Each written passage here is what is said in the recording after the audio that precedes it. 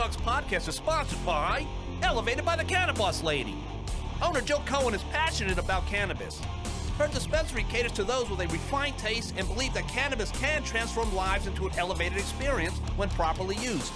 The plants, with their healing benefits, bring happiness while lowering anxiety, pain, and many other symptoms. Elevated by the Cannabis Lady offers a 5-star experience that starts with a friendly environment and highly trained bud tenders ready to guide every customer on their journey. Jill and her team are committed to a higher level of wellness.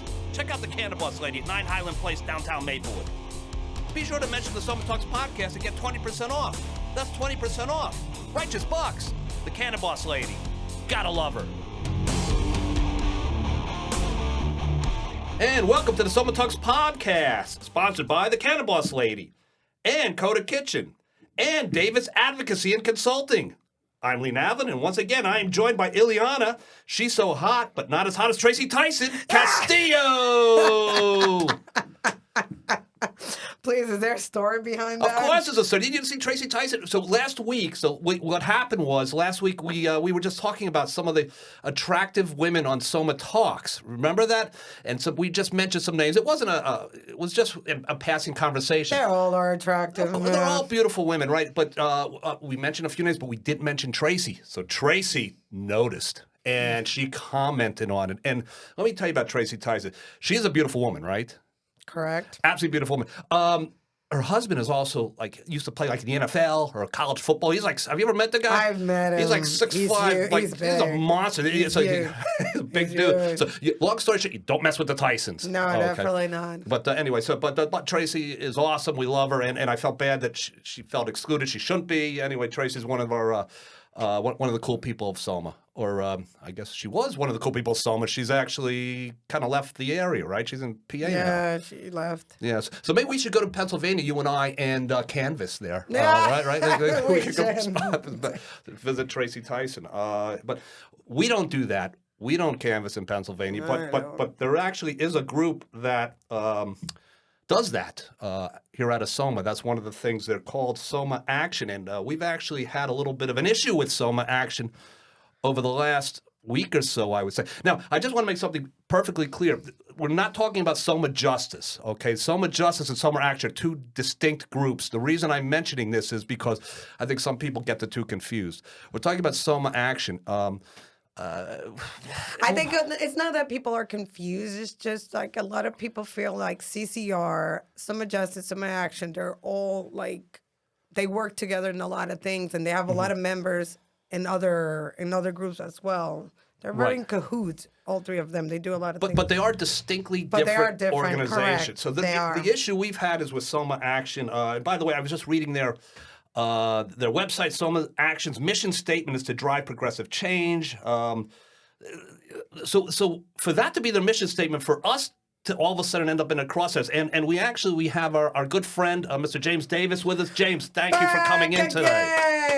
Thank you for the invitation. He loves us. He likes it here. Well, we like James, too. And by the way, we had Michael Goldberg last week, and I know James was telling me that he plans to triple the amount of viewers, or listeners, I should say, that Michael Goldberg received. So I think even when I'm not here, I beat Michael's numbers. That's right. That is true. By the way, did you happen to notice on our YouTube hits, I don't know why this happened, but the Goldberg episode we had, the numbers went down for some reason. I think it's some type of glitch. But no, I read online that has happened to a lot of people, that they might have 500 views, and then all of a sudden they come back and they're 50 views. Yeah, that's basically what it seemed to half the number of views that we had, or less. I think we were I don't know. He was close to 250. Yeah, right. And on only a few days, and then all of a sudden They dropped. Yeah, dropped to 100 or something. So anyway, Sounds like Donald Trump and his votes. I know. That's right. They were right. But anyway, so we have no idea why that's happened. It's certainly not a case of us using bots or whatever for hits, or I don't know. It's not the end of the world. But Michael, you're doing better than the numbers indicate on YouTube. Yeah. The Spotify numbers are very real. James, thank you for coming, thank you for coming, my friend. How you doing? I'm doing okay. It's busy out there, but that's good. It's busy. And James, by the way, as one of our new sponsors, that is the advocacy group that I mentioned at the top. That's the Davis advocacy and consulting. That's you. That's your correct. business. That's my business. You want to talk a little bit about your business? Talk about a little bit what you're doing. Well, it's basically a law firm. As I might have mentioned on another show, I am an attorney admitted in California, New York, and New Jersey. And so I have clients in each state, and I do a number of different things. I kind of cut my teeth in corporate America. And so in working in different financial institutions, I worked in litigation, employment law, business transactions. And on the side, I would do the Black Parents Workshop thing. So I became Correct. very familiar with civil rights and education law over the years. So now I'm combining all those forces basically on my own. Excellent. And right. so far, so good. You are a busy man. I can see that. Well, as my people say, Mazel Tov, and may this be a very fruitful and wonderful adventure for you. Thank you. It's been about a year now, so I think we're getting over that last hump before we get to kind of slide through and kind of coast through. But yeah, it's been good. Well, so you're the perfect guy to discuss this with. So our situation, I guess. We could give a little bit of context to We give people a little bit of context. that people don't know what happened okay. with us. Okay, so basically, Soma Action apparently doesn't like us. I'm not exactly sure why they don't like us, but they don't.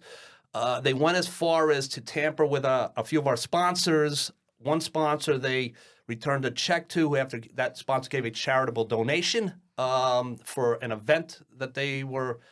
A fundraiser or some type of event they were hosting, and with it a note saying they don't want to receive contributions from anyone who sponsors the Soma Talks podcast. I was disappointed to learn this from the sponsor. I reached out to Soma Action. The president of Soma Action got back to me, told me she had a right to do this. She would continue to do it. And then the next day she reached out to another sponsor via phone and basically, for all intents and purposes, threatened their business. That was worse. That was way much worse. And James, I did reach out to you. Ileana and I reached out to you. And, it's basically a thank you for your help. They basically said that they were going to boycott the business if they continued to have a relationship with us. So, well, they said a bit more than that. They right? did. They I mean, did. They basically, from what I understood the conversation to be, threatened to impact their business if they continued to sponsor you. Correct. Right. Which, in essence, if CODA would have capitulated, they would have not sponsored you, broken your agreement such that it may be. And there's a common law in New Jersey called tortious interference. And based upon what was described to me, it appeared that all the elements had been fulfilled. Okay. And so what that law means is that if, let's say, Ileana and I had a contract to do some work, and you wanted to be the person to do the work, and so if I had hired Ileana, but you wanted me to hire you, you might come to me and say, Ileana is an alcoholic, and she's not going to get this work done for you. She's got all these federal indictments against her, and blah, blah, blah, blah. You may not want to get involved. If I were to act on your statements and broken the contract, and she found out about that, she may have a lawsuit against you for the damages that you caused her by breaking the agreement. And so that is a real common law in New Jersey. And for all intents and purposes, I'll just say that Soma Action is running quite up against that wall. Okay. So in other words, Soma Action in theory could say, we don't like Lee Navlin down the street. They could say, we don't like Lee Navlin. He's got a big mouth. We don't like him. But they can't approach my sponsor who I'm doing business with. Correct. I mean, freedom of speech is freedom of speech, but this is more not even protected speech. The way the law is written, it's basically you're trying to undo a legally binding agreement. Right. Even if you didn't say anything. Okay, because we had a relationship that they were obviously aware of. It was a business, financial. Yeah, from what I understand, she was aware that CODA was your sponsor. Right. She was aware Well, that. obviously she's been listening to the podcast, or someone gave her the heads up. Well, I've listened to some of your episodes. Just good information coming out of this. We try. We have some fun. Look, there are obviously, and this is another conversation we can have. I mean, there are different action groups, and this group, and Soma Talks, and the Soma Lounge, and there's a lot of. I saw a sign today that said something about like Soma. We are all together. And I kind of laughed. I go, Soma's not exactly together. It's a fractured, tight knit community. If you think about it, it's a microcosm of the Democratic Party of sorts. Mm-hmm. Democratic Party is viewed as one thing, but there's a pretty big gap between a liberal conservative and a conservative Democrat. Sorry, liberal Democrat and a conservative Democrat. Mm-hmm. As I was trying to say. Right, like maybe the old Reagan Democrat that they. Yeah, I mean, Eric Adams is a Democrat on paper, Yes. but people think of him as a conservative. Right. The way he talks, the way he acts, things like that. Yeah, but he's registered as a Democrat. The law and order guy. Yeah, he won as a Democrat. Yeah. But not many Democrats are supporting him right now for the stuff he's in trouble for. Mm-hmm. But Democrats generally don't fall in line with people who are charged with seemingly hard evidence in their crimes, like Republicans seem to ignore people who are charged with hard evidence crimes. Yep. So in my view, that diversity of thought within the Democratic Party is real. And so because of that, it's kind of truly what you want in a sense. You don't want people thinking so in such a monolithic way that there is no pushback or pressure testing of ideas. Right. This community is no different. I think, however, that there's a large contingent of folks that do not want diversity of ideas or thought, and then they do whatever they can to, in essence, censor you or stifle those voices, which is contrary to what people think of as democracy.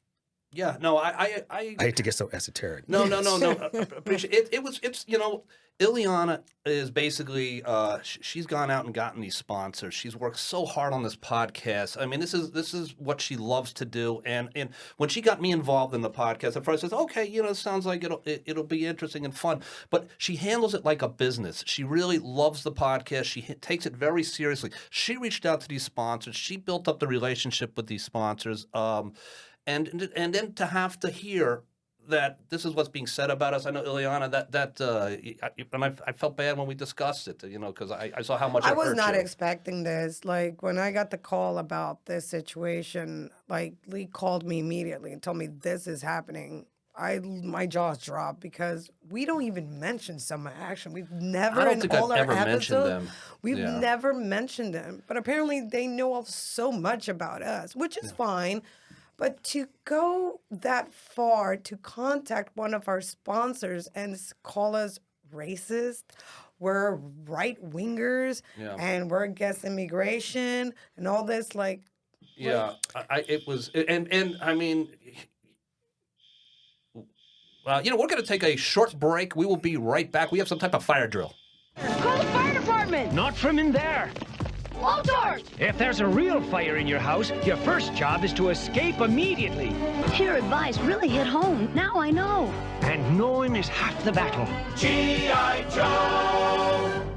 And we're back here at the Soma Talks podcast. We had a strange thing just happened. The fire alarm went off here at the recording studio, and the three of us had to step outside, and half the I Maplewood... smell conspiracy theory. half the Maplewood Police fire department showed up. yeah. And so we were outside for about a half hour. Now, this is the second time the Maplewood Fire Department has actually shown up here. The first time, Ileana, is when you locked your keys in your car. You remember that? That's true. They locked their keys in the car. So we had Sean Chalk was here, who was a former auxiliary police officer. He knew what to do. He says, "You call the fire department." So like half the department showed up for that, and we laughed, but the half showed up for this, a little more serious. But there was no fire. I think it was a false alarm. So we are back. We were talking about the situation that Ileana and I have been experiencing with this local group, the Soma Action. And James, of course, was talking a little bit about that. So, James, I as you think, were saying. I mean, there's not much to be said other than our community has, I think this past year, really crossed a threshold. I agree. There's always been, I'll characterize as disagreements on Facebook, right? I think with the issue and the principle that the level of vitriol and accusations and defamation increase exponentially to the point where there's probably going to be an action against specific people who took matters, in my opinion, farther than they should have gone with accusations. People who most likely knew the truth and didn't care. but wanted to target Alyssa Malaspina, for example, Okay. as the progenitor and the cause of the issues impacting Mr. Sanchez. Okay. The Malaspina is a former school board. She was on the school board. Just for those unfamiliar with who she is, but she's been involved in quite a situation. You were representing her, I'm to understand. In this capacity, yes. Okay. So I'll say this, one of the things out of many that she was accused of was going to the prosecutor's office and causing an investigation into Mr. Sanchez. Yeah, that was said online, correct. The evidence that we have, which is unequivocal, is that it was actually another board member that went to the prosecutor's office. Not only that, but the decision to do that was vetted with counsel. And there was never an admonition or a warning not to do that. She really got a lot of heat because of that. No, she got more than just heat. It was I remember. having to call the police on a couple of occasions. I don't think people realize that it's not always people who live here who read Facebook or stories in the Village Green or other things. You see it with our own nation. People take stories seriously without knowing the facts and come to conclusions and decide on their own they're going to take certain action. Words matter. And when you're reckless with information, not just the truth, but just information in general, you can cause a domino effect where others will take your words seriously, which is why I'm always very careful how I characterize things, because I don't want to give intentionally the wrong impression about what I think may be true or what I think even is true, because I know that there are times when we need to just be very measured and careful. But in this case, we saw the signs on people's lawns. We saw people standing in front of the town hall making videos. We saw websites being created. Right.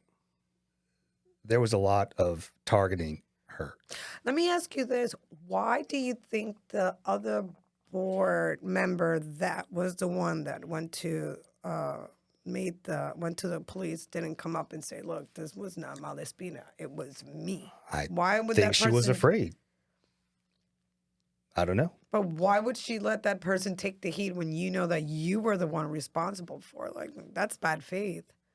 Not necessarily, but I see your point. But I also think that once it comes out who it was, it'll make more sense. I'm not going to say now. No.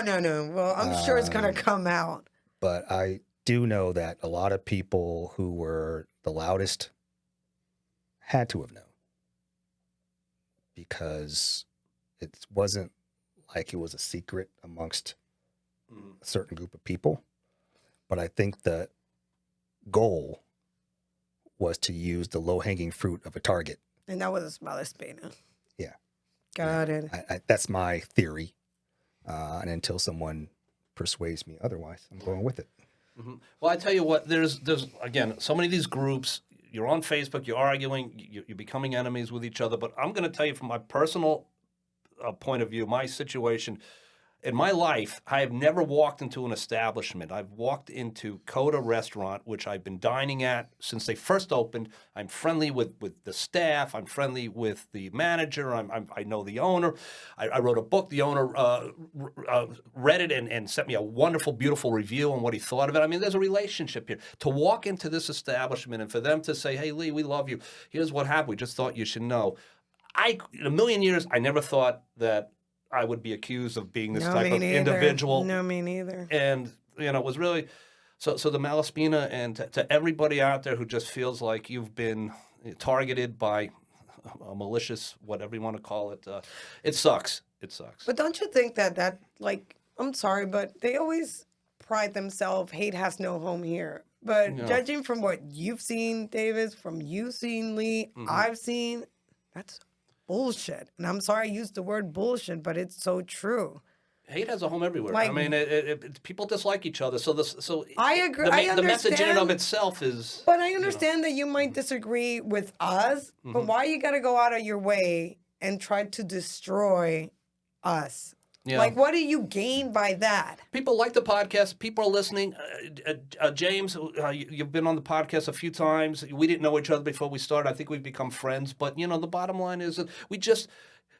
And to say that we're racist, I don't even know if I'm already numb by the James racism. You know Davis, how many times I've Rocio been called Lopez. that? I mean, come on, I've man. been- I mean, you're and someone, a friend of mine said they're trying to cancel a single mom, a Latina woman. That's what basically he said. He Well, goes, let me say I it don't this understand way. what's going on here. Let me say it this way. So, not that you are. You could be racist for all I know. Of course, Lee, Of course. Right? At the same time, I know that people listen to your podcast, especially in this community. I know that you asked me on to tell my side of the story Right. about what happened to my client. By the way, there is some news about that. So my client is now in a new school. Excellent. This is the high school student who had the Physical interaction. with Principal Sanchez. Did you just a little background real quick, and then we move, then tell us Sure. what her situation is currently? Yeah, so she was the student at the center of all the furor. And what was lost amongst all the time spent targeting Alyssa Malaspina was that this student was basically exiled to home instruction. Let me put this in context for you. Home instruction is when a student cannot be in the general school environment and they must learn still state law in their home. There's usually two reasons for that. The first reason is medical. You may have some malady that doesn't permit you to even get through a whole school day, so you have to learn at home. The second is generally regarding behavior. So you may be a danger to yourself or others Correct. to such a degree that you must study at home. In order to get to that point, there has to be, let me repeat that, there has to be extensive documentation. There has to be extensive evaluation of your condition to determine, were you behaving this way because of your disability, or was it just you were just a kind of a bad kid, or whatever the case may be. In the case of my client, there's no documentation of either. So you have to ask the question, why was this student in home instruction all this time?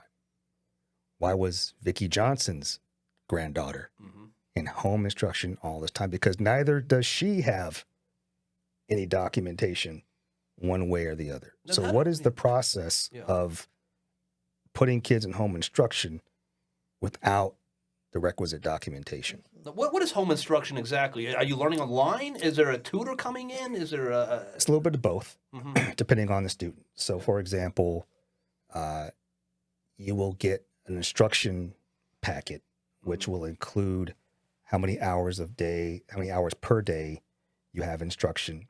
And to your description, someone will come to your house. In some instances, it might be online, but that time period is tracked. You still get graded. You still take tests. The home instruction teacher then puts your information back into the school district system. You get grades, you get credits just like everybody else. You're just at home. Okay, and this instructor, is it just a regular teacher, or is it a paraprofessional? This is a great question because when this school year started, I had asked my client, hey, how's instruction going? And she said, I haven't received any yet. I said, wait a second. What's going on? Yeah. I said, school started a week ago. And she said, no one's called me. So I reached out to the attorney who represents the school district, and I said, hey, what's going on? I'm not going to tell you the details of our conversation. No. But what resulted from that conversation was me filing a due process action to get my client home instruction. Why the delay? Like, is there a specific reason? Well, I Why? Because learned- it's not your client. I've been reading online that there's several parents have complained about the delay. So Yeah. that you learn that, I start to learn that too. And so what I realized was that I don't know if everyone didn't have it because I haven't talked to everyone. I don't even know how many kids are on home instruction, but I know enough people did not have it for me to say what is going on. So I don't know. I'm theorizing here, so I want to be clear. If no one or a lot of people aren't getting it, that means most likely there wasn't a contract in place with some vendor to provide the home instruction teachers. Got it. We do know that Susie Badine, the former director of special education, left last year. Did she forget to do this? I don't know. Mhm. But obviously there was a gap. Now, you ask or you tell me, did you see any notifications publicly from Mr. Bing or anyone that this was an issue? He sent a letter out talking about Mr. Sanchez being out of the office last year caused all the scheduling to get messed up, but didn't mention no one who had home instruction was getting instructed. No, I don't remember. I found that to be a seeing bit odd, but again, is there 5 kids home instruction? Are there 50? I don't know. Okay. Yeah. I know that some parents said they're having home instruction right now, but it took a while. It wasn't like right away. Well, about a week after my due process claim, and there could have been other people that did the same thing. I haven't Probably. spoken to everybody. I just knew that I wanted to be, or my client to be first in line to get something if that was going to be the case. And so that's why I filed it immediately. And just so people say, oh, he's suing the school district again. There was no monetary damages. Can you please for be due process? It is basically what would happen is they would just tack on the lost or the lost time of instruction to her summer.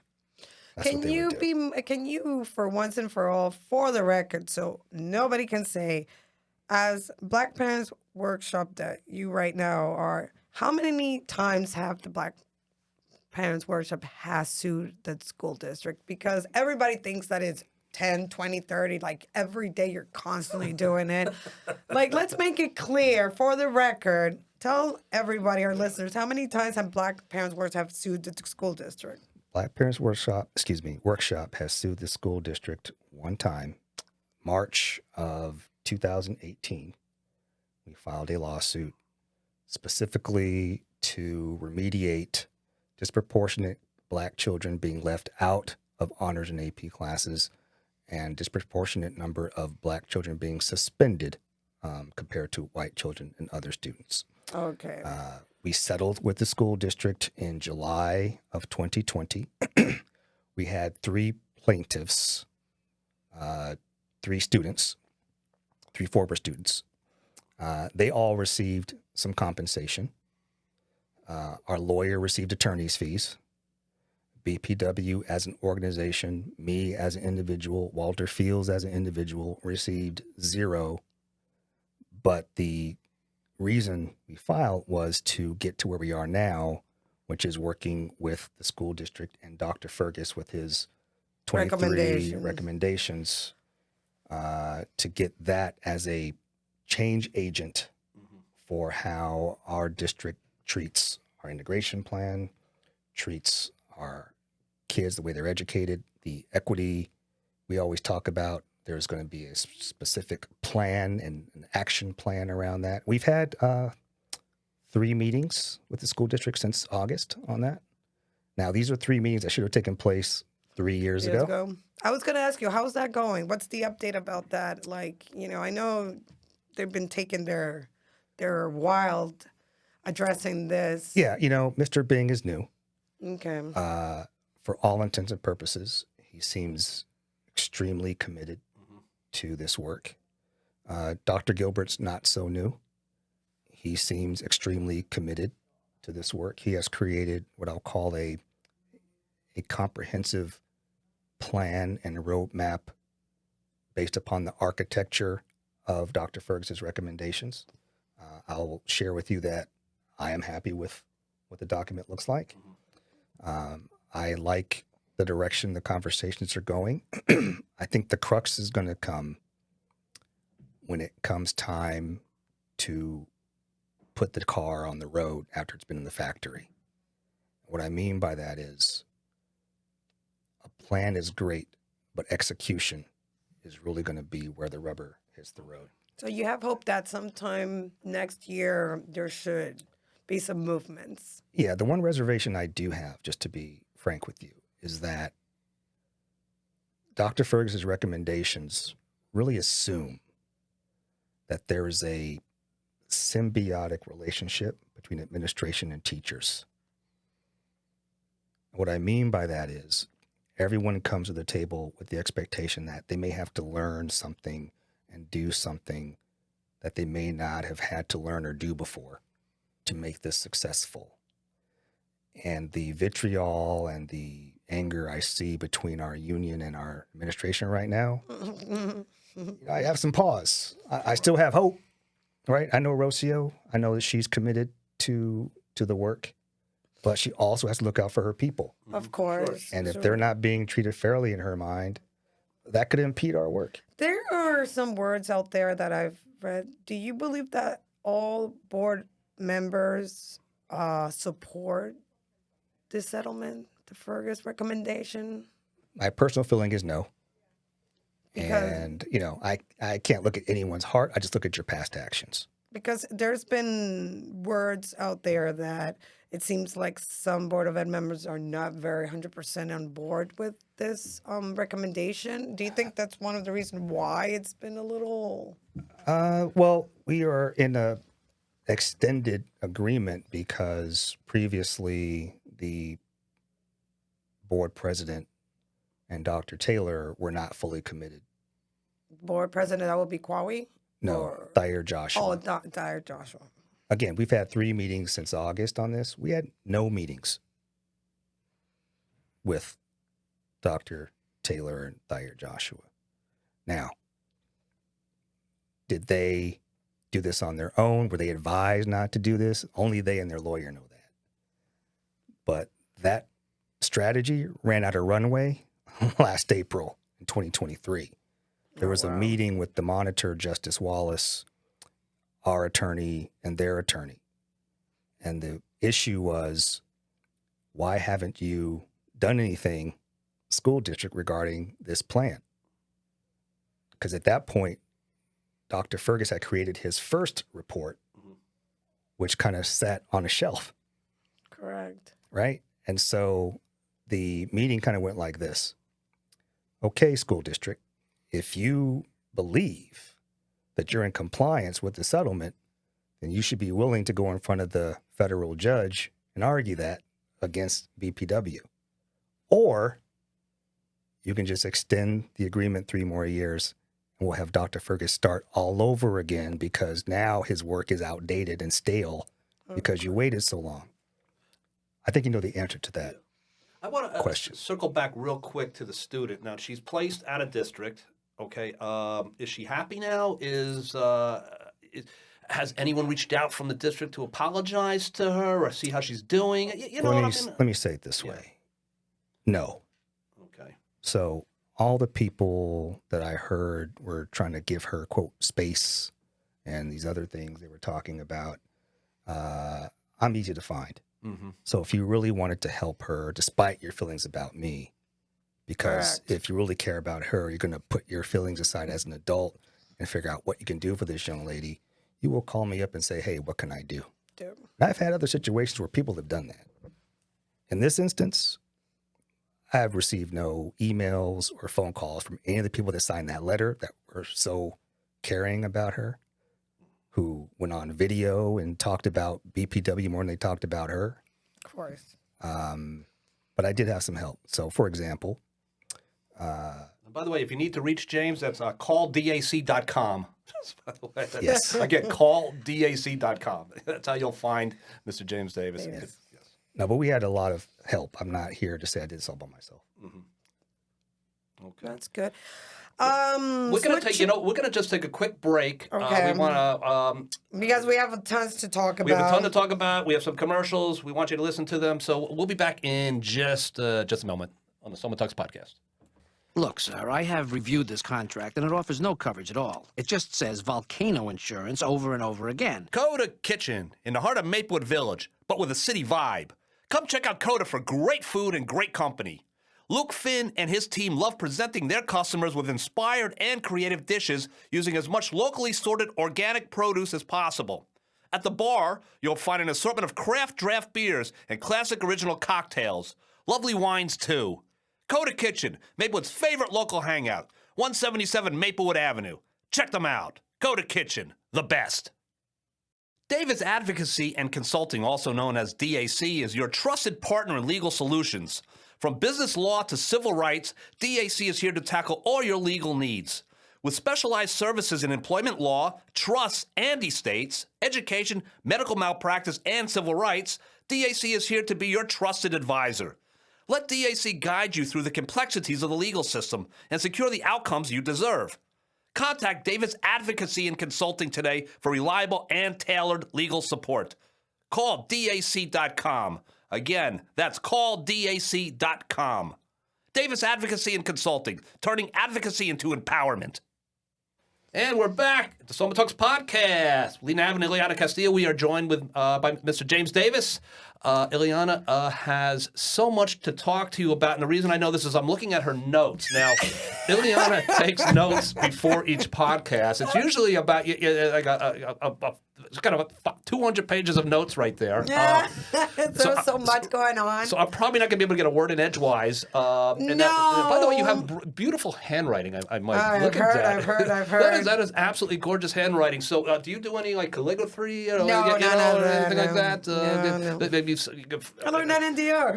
Yeah, right. You learn that in the Dominican Republic. I always write Because they in don't cursive. teach that to kids today. They do not teach kids how to write anymore. I right? know. I always write in cursive. Yeah, beautiful handwriting. Thank you. Yes, very impressive. So anyway, Ileana has some questions for you, James. Well, I want to hear both of your opinions, Mr. Davis, like you, Lee, because as we all know, the last Board of Ed meeting was on fire. I don't know if any of you guys saw it. I was there personally. I watched. I saw you on it, by the way. Yes, I went there in person because, as a lot of people know, I am a teacher. I'm a bilingual teacher.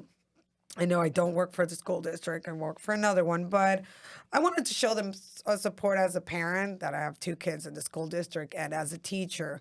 And yeah, I did my little speech. But there was a lot of things that really raised my eyebrows. For example, I don't know if you guys heard Dar's speech. Thayer Joshua's Speech. Basically, he was not in support of the teachers. Can I talk about that for a second? Of course, please. What's your thought about that one? Because that really ruffled the teachers' feathers. So here's what I thought, and I've been involved in different board things for a long time now. You know, there was a time when Elizabeth Baker was the board president. Oh yeah, that's what. And this was during the time where we meaning Black Parents Workshop, were really, I'll just say, more active daily in what was going on. And so we butted heads quite a bit. And since she's left, she's come back a couple times and spoken during public speaks, right? Yeah, I've seen her, correct. And I gotta say, she and I never agreed on a lot. But when she's come back and spoken as a former board member, her message has always been, we can do better. You have the will. Just basically do it almost like a coach trying to get people to come together. Good. Now, every time he's come back as a former board member, it's been to further divide what was going on. So what I saw and heard when he spoke was, wait a second, this relationship between the teachers and administration is already at a boiling point. I know. And you're throwing more fuel on the fire. Correct. I mean, I don't know how Bing reacted. He's not going to say, obviously. He was just neutral. His whole demeanor always was neutral. I can't imagine he walked out of that meeting saying, yeah, Thayer made my job easier today. I can't imagine it. But that's what I thought when I saw it. I was very surprised that he did ruffle a lot of feathers with the teacher. I mean, there was a teacher to tell him, like, here, there's the door, leave. Like, literally, they were telling him, leave. Because it's like you said, he kind of added more fuel to the fire, which we're trying to, like, you know. I did see all the candidates were there present, like the Bennett and Brown and So candidates who are running or aren't currently on the board, they were in attendance the as ones well. that were running, they were all there. I saw all three of them. That slate of Bennett and they were there. They were concerned. I did saw, obviously Bethany was there. She was really close to me, and I did not see she was very in support of the teachers. Like I heard teachers like she wasn't there like supporting them. She Well, was you should more- be neutral as a candidate. Even as a board member, you really shouldn't be taking quote unquote sides publicly, because you never want to be viewed as being impartial. Yes, you do have to put your opinion out there and what you think is right. But as a public official, you do have certain higher responsibilities of decorum than the average person. Not everyone really sees it that way, is my own opinion. But I think that, again, when you have as much as acrimony as I saw during that meeting, I think any leader in town should be, to your point, trying to diffuse rather than make worse. And that's what I saw with Mr. And the Joshua. flip side of is as well, Somaya or any teachers union, I maybe I'm wrong, but I don't think, do they endorse candidates? I don't think Somaya, Who? like Somaya wouldn't Each endorse. I mean, if they live in Maplewood South Orange, they have a right to endorse their own candidate. I'm not sure. But there's that- a lot of teachers that live in Maple South Orange that they vote. Right, I'm just wondering, but It's an official tricky. endorsement. It's you know. tricky when you're part of an organization. Mhm. Depends on your designation, 501c3, 501c4. There's certain rules around that. And just on the flip side of that, I know the teachers are very impassioned. And some will say, why don't you talk about how the teachers treated the board members? And I'll say, yeah, there's some people that maybe go too far at times on both sides, right? Yeah. I don't want to put the whole group under that. I'm trying to single out the individuals that I saw maybe adding worse to it. There was a But lot I of think- teachers. But I think there has to be a point where there is a trusted individual on both sides to kind of either have a back channel or something. Because I'll be personally on this, the BPW Fergus plan will not work without teachers. Yep. Okay. Dr. Gilbert could have all the greatest ideas in the world. He could have all the heart behind it, all the support I could want. But his plan, his blueprint from Dr. Fergus will not work unless Rocio and the teachers in her union have bought in. Correct. That's And so true. my concern, and I asked this one question during one of our meetings. I said to Dr. Gilbert, is there any component or components of your plan with Dr. Fergus's recommendations that will require you to put some provision in your union agreement because you'll need the teachers to do X? I'm not going to tell you the answer, but that was my question. I was surprised. There was like 100 teachers easily, and it was not a good night for Kwawi or Arun because as soon as they came into the meeting, they all booed them. Like every teacher there booed them. The only person that I saw that was in shock was Bethany, obviously, because she's running with them. She was like amazed. I could see it. Everybody. I personally saw that her jaw dropped. I can't literally. be comfortable for. It wasn't comfortable for where her, she was like the whole time she was nodding her head. I'm sure it was uncomfortable for her, But what are your thoughts about this impasse contract? I don't know. Do you think the district should give them what they want? Some people says, well, we don't have the money. They're asking for too much. Here's my concern from my vantage point. And this goes back to last year when Mr. Burnside was in the crosshairs of the board as not being up to par with respect to expectations about his role. He made a comment at some point saying, I don't do forecasting. Okay. So let's think about the union agreement and how these things generally work is you get increments of an increase in a percentage over 2 years, over 3 years, whatever. You can only understand whether or not as a school district you can represent that you can do that if you have forecasted out your budget for the next 2 years, 3 years, 4 years, 5 years.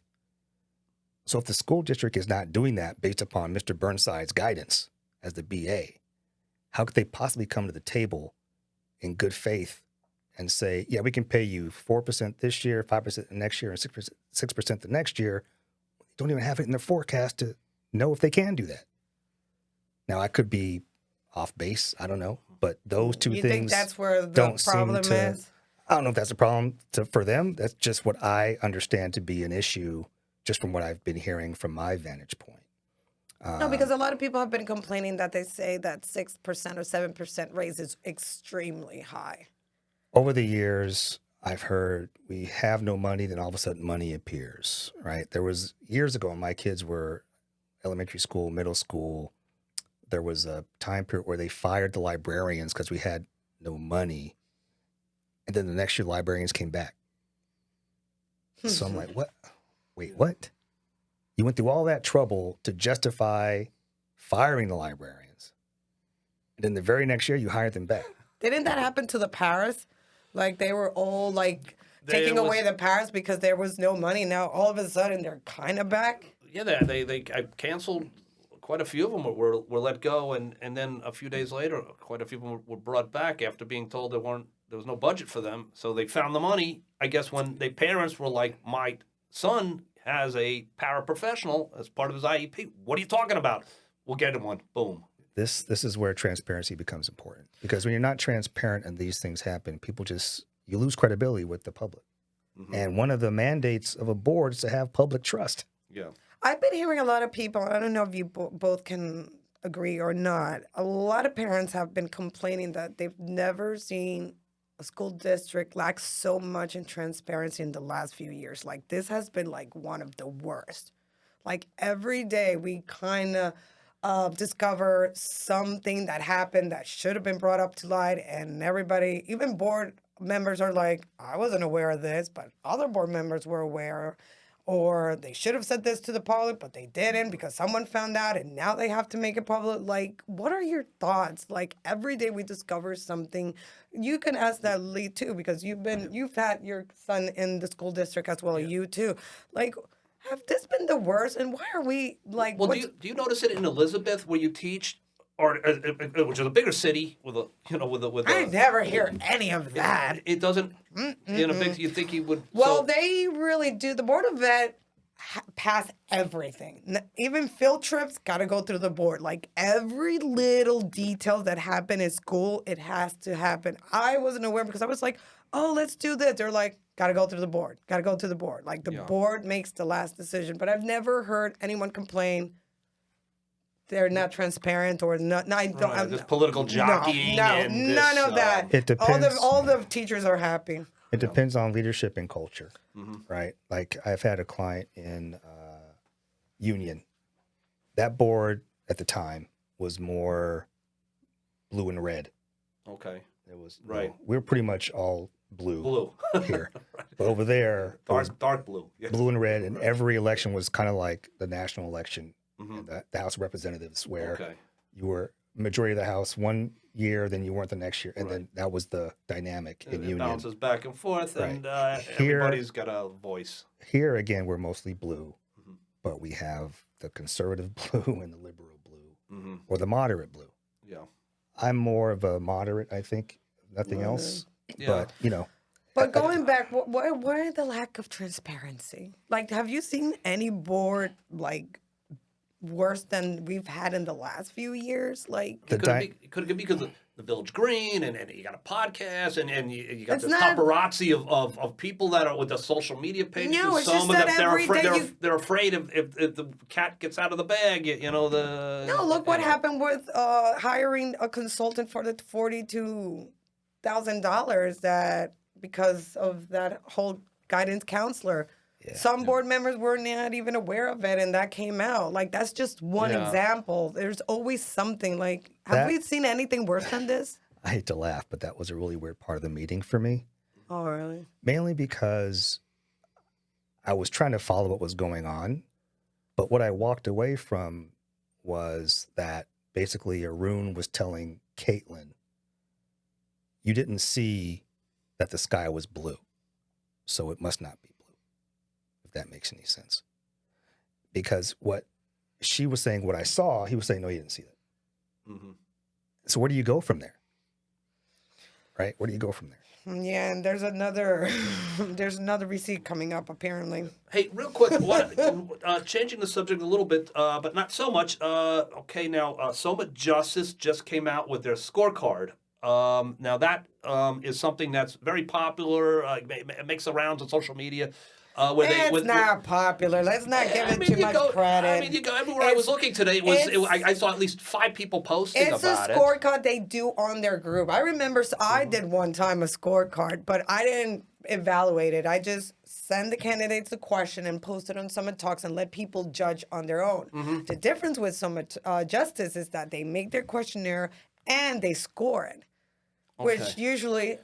How does that work? Do we know how that works, the scorecard? Yes, can you give us an info about that? You're asking me to explain how Soma Justice does their scorecard? No. I'm not invited to their Facebook group, let alone any meetings around their scorecard. But you're familiar. You're familiar with... Well, I'll say this. Yeah. When Soma Justice first formed, there was a meeting between some of their members and me and Walter Fields. We met at Walter Fields' house. And we were discussing how we could possibly work together on our different goals and aspirations.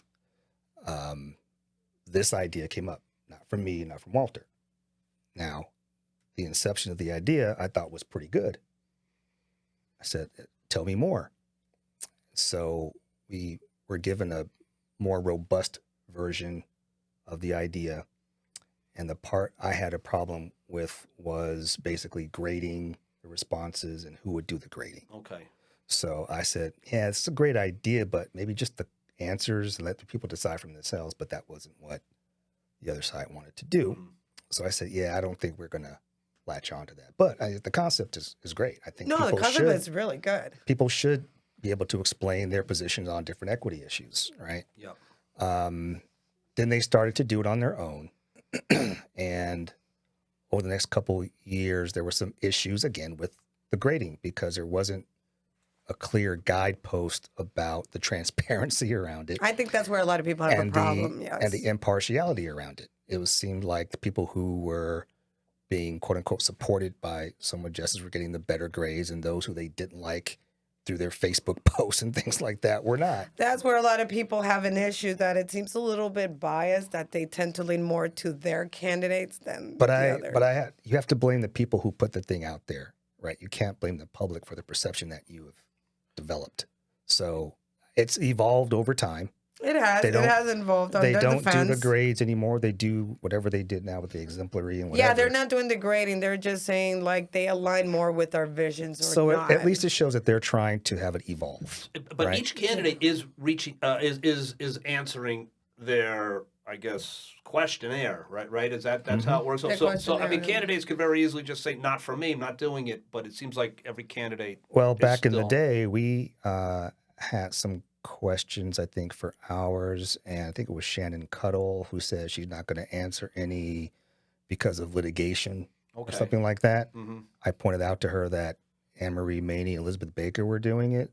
Yeah, and they were involved with that. That was the same. Why can't you do it if they can do it? Yeah. But that was it. So right. So the candidates are still responding. So there's strength in that for the scorecard. I'll say this too, though. You know, every year I do take a look at some of their responses. I do too. I did read a couple of responses because all 7 of them responded. And then, of course, you want to read the candidate you're kind of leaning towards. You want to see what they have to say. Well, there's 2 issues that I generally see. One is it's hard to know the answer to some of those questions unless you have some data to draw from. That's true. If you're not on the board already, and the data is not posted publicly, how are you really going to thoughtfully respond to it? That's true. The other is that some of the questions take, in my opinion, let me say that now, take board members out of their role as board members and put them in the seat of administrators to come up with plans, come up with what kind of curriculum kind of questions. Yeah. And to me, one of the biggest problems that we have, not just here, but in other places, that board members are supposed to provide resources when necessary, vote on items that will impact the district financially to go in a direction that there seems to be the right direction to go in. They're not supposed to solve the problems of transfers. They're not supposed to solve the problems of busing. That is the superintendent and his or her staff's job. Did you hear about that whole situation about the transfer? Like some parents complaining about that? I did. Do we really know the process of that? Is it Mr. Bing or is it the FFT that someone said that they're the one, which is by the Board of Ed committee? When you don't make your process transparent, you introduce skepticism. You introduce the idea that certain groups, certain people are getting something more than you. And that becomes the problem more so than the actual issues that you may be facing. But you've made the problems worse for yourself because people lack trust in your process. Well, from what I've seen people complaining, some parents complaining about the transfer, it's just like they don't know the process. They ask for a transfer and they say you're denied, but they don't know why. Like there's no process like, okay, we decided this and this. And they don't even know who decides it. Like that's what I mean. It seems like a little shady kind of going on there. Either shady or not. If the perception is that it's shady, then what are you going to do? Perception drives things more than the truth today. Yeah. So I wanted to ask you, keep it real. Have you been following all 7 candidates of the Board of Ed? I have not. You have not? Are you going to vote? Always going to vote, yes. So you don't have who aligns with your thoughts, or you're liking what you see from this candidate, or you're looking forward to see what this candidate, like, where's your... Well, I'm sure of who I'm not voting for. Let me tell you that. Sure. Oh, he's not going to say that. I know everybody's like, say it, say it, say it. So he's not voting for I'm not going to vote for Arun or Kwawi. Okay. Yep. Okay. You want to know why? No, please. If you can say, you can. Well, a lot of people already have. Well, a lot of people are not going to vote for them for the whole thing about Taylor and the BA. Like, they supported these guys when they know they did a terrible job, and that really, people didn't like that. I think that's going to hurt them in the votes. Yeah, everyone's got their reasons. I've got mine. You want to share it? Or you rather not? You know I'm not embarrassed to share my thoughts. That's right. Nah, sure. And Ileana, this is what Ileana calls the juicy segment on the Soma Talks podcast. The juicy segment. Stop. Look, if you're a public official and you're afraid of criticism, don't be a public That's official. right. Yeah, that's true. I agree 100%. I don't know. Thick skin. And I don't know anyone who was ever, well, I do know people now. I'm not sure why anyone who would run for an elected office not everyone's going to like what you do. No, of course. Not everyone's going to criticize you knowing all the facts. It's in front of us every day. But people still tend to talk to the press. People still tend to try to be transparent. Like I've told people in the past, or just this year, you should go on the podcast and talk to Ileana and Lee. Thank you. Yep. I said, if you think that the Village Green is gonna tell your story better than you can into a microphone, and has the same impact, you're mistaken. True. And Ileana, if she doesn't agree, she just throws things at you. And That's not true. So anyway, anyone who's afraid to come on, other than having things thrown at you, you'll do fine. Yeah. No, look, as a person that has taken some arrows over the last several months. Oh, trust me, we've taken our arrows too. We've had our fair share. And you as well. We're kindred spirits in that respect. Yeah. Right. Look, They love the hate. you have to be able to have some calluses around this stuff. There are a lot of people in our community that pretty much lock themselves in their own echo chamber. And when they're forced to come out, when you run for an office, you don't have the chops to withstand tough questions. And that then precipitates additional lack of transparency. And then you lose credibility even more. So if people are booing you, they're probably booing you because you won't stand up and speak your truth no matter what you think it is. It's true. Because you're too busy trying to hide your truth. which, in my opinion, is a mistake. Now you're gonna tell us why you're not gonna vote for it. Do you really want to know why I'm not going to vote for those two? At least one reason. Well, why? Yeah, I'm sure you disagree with something they did. What was that they did that you did not like?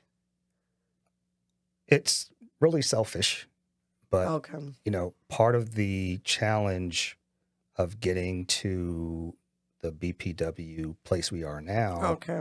was we needed the board to kind of push the district forward. And there was a time when Caitlin was president. That was the time we had the most progress in our settlement. You know, a lot of people say that when Caitlin was president, a lot of things were. And I'll say this: she took a lot of heat for that. Oh, she did. She always takes the heat. Poor thing. We noticed it, and we thank her for her courage. But there was a meeting last year in March where I think it was either she or someone else proposed a BPW kind of committee to meet, blah, blah, blah. And based upon the attendance that night, not everyone was there. So I think there was only 6 people voting or something. And Alyssa had to recuse herself. Oh, yeah. And it tied with Courtney, Arun, and Kwawi voting no. Now, fast forward 6-7 months later, after that April meeting I told you about where they had to put up or shut up, at the board meeting where they then voted again on the BPW committee, and they all voted yes. So I'm like, oh, now that you're forced to kind of show yourselves if you decide to vote no, because Caitlin is putting this front and center as, if you vote no on this, if you vote no on these recommendations with this committee, what does that really say about your commitment to equity? Of course they're going to vote yes to that point. So they showed their true colors to me that March meeting. And they'll say, oh, well, I didn't see the importance of it or whatever, you know. They've been there for, what, almost 3 years? I think they should know. Again, they could have said, you know what, Thayer, we want you and Dr. Taylor to reach out to BPW because they've been reaching out to us. We want you to sit down and figure something out. Mm-hmm. They never did that. Now, let's go to the fun gossip. We have a few minutes left. So this is the fun gossip segment the to fun close gossip. out the Soma Talks podcast. I don't think we've ever asked James, who's your favorite poster? I don't think so. Like, from all of the local groups that you've been, is there any poster that you like when you read and you're like, oh, I like that poster? How? Besides Ileana Castillo. I'm a big Mel. When you check it out, I mean, it could be the lounge. It could be Soma Cares. It could be. I don't know if you guys know this. But when I got the phone call from the prosecutor that Mr. Sanchez was going to be arrested, I exited all my Facebook groups. You did? Because I knew it was going to happen. Yeah, right. I knew they're going to blame me, us, whatever. You're like, I'm not going to see this. I'm out. Well, I have a tendency to need to push back. Got it. But you can't push back against the internet. Right? No, it's just, true. There's not as much time in the day. You to know do what? that. Anybody who thinks they're going to defeat the internet. And I know myself enough to know that if someone says something to me just that right moment, I'm going to say something too. Okay, but prior for you exiting all these local groups. She's smart. This is lost. This is a future lawyer right over here, by the way. No. What did you major? You were a architecture. Architecture in DR. Is that right? Yeah, I'm an architect. But but prior. Are you good at geometry and all those? I was good in design and creativity. That was like I was really good at that, but should have went to law school. But I should have. Davis Castillo Consulting. Right? Hey, but stranger things have happened. That's right. I know, that's true. Yes. But prior to you exiting, was there anyone that you liked the way they expressed themselves or their opinions or thoughts? Like, you were like, oh, that's a good really one. Want to know? Yeah. So, I'm the kind of person that I don't mind contrary opinions. Got it. Okay. I wish a lot of people were like you. Well, my philosophy is if I can learn more about your argument, then I can learn how to counter it and I'll be smarter for it. And you only can really do that with smart people. Correct. So I'm being completely honest here. There was a woman named Stacy Merriweather, who I think is affiliated with, has friends with Soma Justice. Yeah, I think so. And we've gone back and forth online a few times. But I actually reached out to her one day and said, you know what? I disagree with most of what you say, but I like your approach. Your approach. You are thoughtful. You have a comprehensive viewpoint that I think is important, that cuts through some of the insults that other people do. And that's the truth. Yep. That's right. That was it. That's the only one? No That's more? pretty good. Nah, you know what? No, You're not going to go with the classic Jones Tarantakis? I always told the best jokes, so it'd be me second. That's right. Yeah, as long as it's not Michael Goldberg, because Is Michael Goldberg the new Paul Haley? Right, they knew Paul Haley. That's if Paul J. Haley has moved. Yes, it's now Michael Goldberg. No, but Michael Goldberg. but James, yeah, originally that's how I got familiar with you. Social media. I think we butted heads a few times, but I do remember you saying once, and it wasn't something I said, somebody else said something that corrected something that was out there, and I remember you saying something to the degree of, "Oh, yeah, I stand corrected. Thank you." And I remember that and saying, you don't see that very often. I do remember that specifically. Look.